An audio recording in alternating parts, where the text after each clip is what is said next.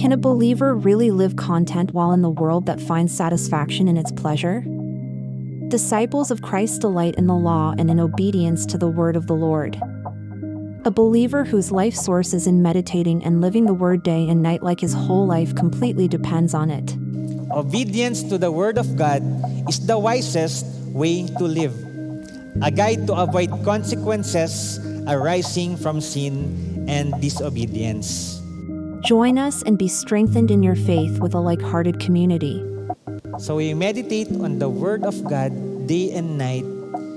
Nang sa gayon po, mape-penetrate ng Panginoon, ng salita ng Diyos yung ating mga puso. At ang lalabas po sa ating mga bibig, ang lalabas sa ating mga actions, ang mamumutawi sa ating mga kaisipan ay ang kabanalan ng Panginoon. Continue to follow our podcast series for encouragement in your fruit-bearing faith journey.